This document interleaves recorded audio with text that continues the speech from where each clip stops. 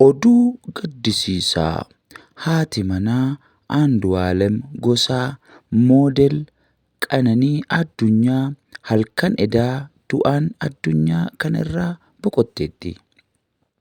Akka jedhamutti miidiyaa garaa garaa irratti akka gadhiifamettis gamoo darbii 5ffaa irraa of darbatte kan jedhu har'a ganama naannoo sa'aatii 1 oduu miidiyaa garaa garaa irratti odeeffamaa jirudha.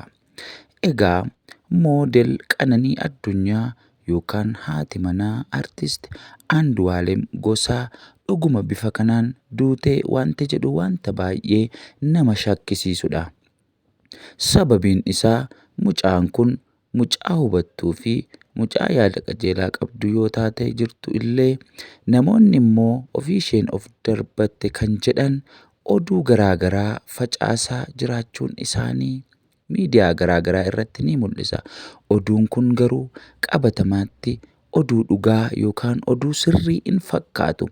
Sababiin isaa namni tokko akkamitti gamoo 5ffaa irraa asii gadi of darbatee of ajjeesa wanti jedhu dhugaa qabatamaas namatti hin fakkaatu. Egaa mucaa kana maaltu ajjeese wanti jedhu bifa kanaan akkamitti ajjeefamte isa jedhu dhugaa wanta hin fakkaanneef kallattii garaa garaan wanta nama shakkisiisudha. Maarree haqa mucaa kanaa barbaaduun haqa mucaa kanaa dubbachuunis wanta falli kaa'amuu qabus dubbachuun karaa haqni ishee yookaan immoo karaa itti isheen duute baasuunis wanta gaariidha jennee dhaamsa asumaan dabarsina.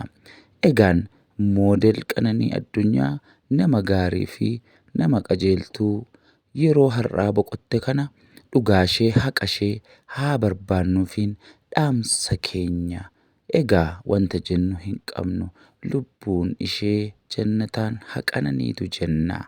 Dhaamsa keenya asumaan dabarsina. Egaan kallattii garaa garaan gidduu kana balaan garaa garaa baay'achaa jira. Lubbuun nama baay'ee darbaa jira.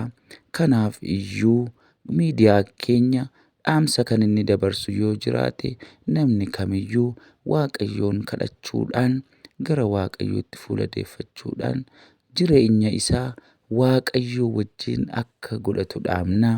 Nagaan keenya kabajaa hunduma keessaniif haa ta'u. Yeroo gaarii qabaadhaa.